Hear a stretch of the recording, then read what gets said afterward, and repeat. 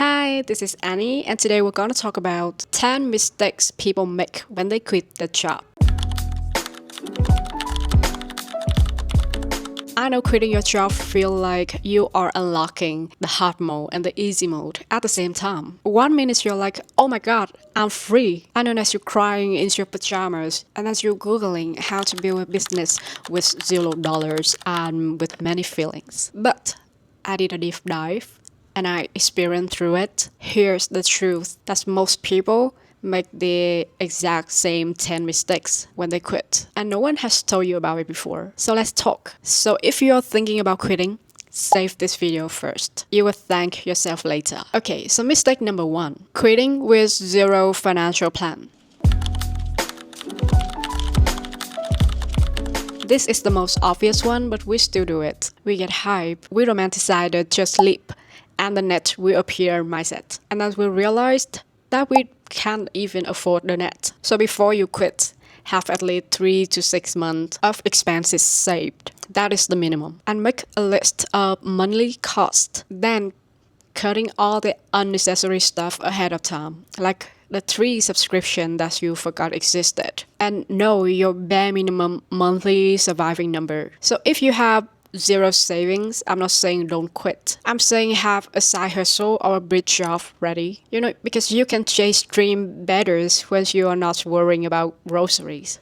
Mistake number 2 is that quitting without purpose or a plan. So many people quit because they hate their job, not because they know what they actually want. And that is the problem. Don't just quit from something. Quit for something. You should ask yourself, am I moving toward?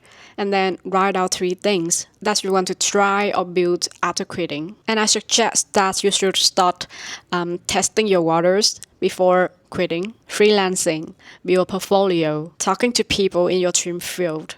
Even if you don't have all the answers, you should have direction. You don't need a GPS, but you do need a compass. Mistakes number 3, no structure, no schedule.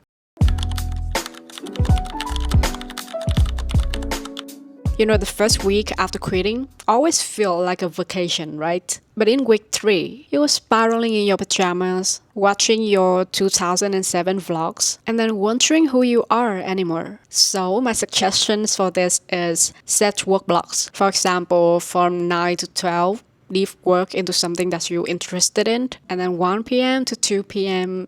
admin work or learn something new. You're not trying to have a morning routines, even if it's just 10 minutes. And then you can create some tasks and then batches by energy. Like, don't try to be creative and also doing tasks in the same hour. Freedom without structure will turn into chaos. You don't need a boss, but you do need a systems. Mistake number 4 is that ignoring mental health and identity crisis.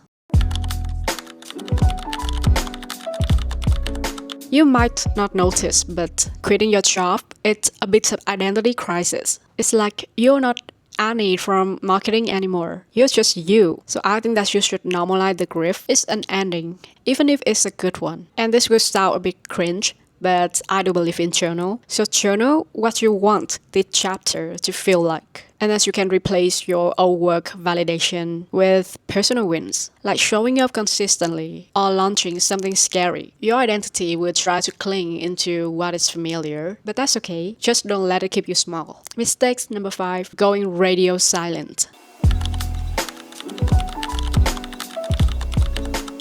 When we quit, we sometimes go full ghost mode because we feel pressure to figure it all out first. But disappearing won't help your career or your mental health. So keep showing up, even if you don't have it all figured out. Then you can post about your journey, share behind the scenes, let people see what you build. Or you can try ask for help or community. DM people, comments on posts. Building in silence sounds noble, but building in public get results faster. Mistake number 6 is not learning new skill immediately. You left the job. Cool. Now what do you need to learn to thrive outside of it? So I suggest that after you quit, choose 1 to 2 skills to master in the next 90 days. For example, copywriting, Canva, editing, AI. You can take advantage of free resources, YouTube, Skillshare trials, newsletters, and TikTok. And after that, you can try create real world project and not just consume. You cannot become your next level self with the same skill sets you had in cubicle. Period. Mistake number 7, saying yes to everything.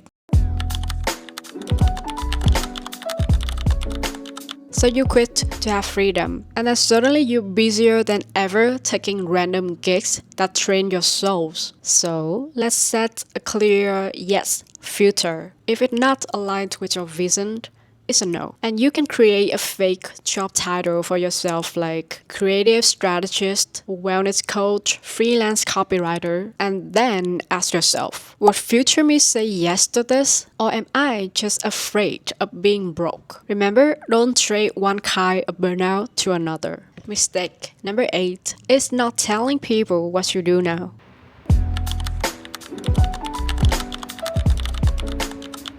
If you don't own your new identity, no one else will. So you can practice saying, I help people do things in your offer. For example, I help small brands grow on social media through storytelling content. And then update your bios, your LinkedIn, your website, even if it's just a simple Notion page. So people cannot refer you or hire you or support you if they don't know what you're doing now. Mistake number 9 is going back too soon because you got scared.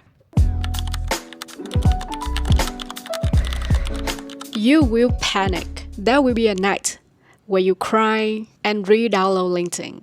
But before you go back, pause for a little bit and asking, am I going back because I'm scared or because I am genuinely ready for that chapter again? And then, give yourself at least 90 days before making that big decisions. Or this is better, talking to someone who is 6 months ahead of you. Because your nervous system just needs to catch up with your vision. And that doesn't mean you're failing. Mistake number 10, not defining your own version of success.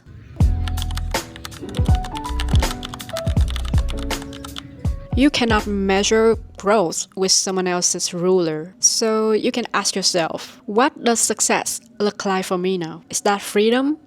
Or time with your family? Or impact? Or 5K per month doing what I love? So set your own markers so you don't accidentally chasing someone else's dreams. Without your definition, you will always feel behind, even when you're doing great. So that's it. Quitting your job doesn't magically fix everything, but it can be the beginning of your most aligned and exciting chapter, only if you do it with intention. So if you're doing that transition too, drop a heart in the comment. I want to know who else is building something new. And if you want more honest video like this from someone who is still figuring it all out too, hit subscribe and let's grow together.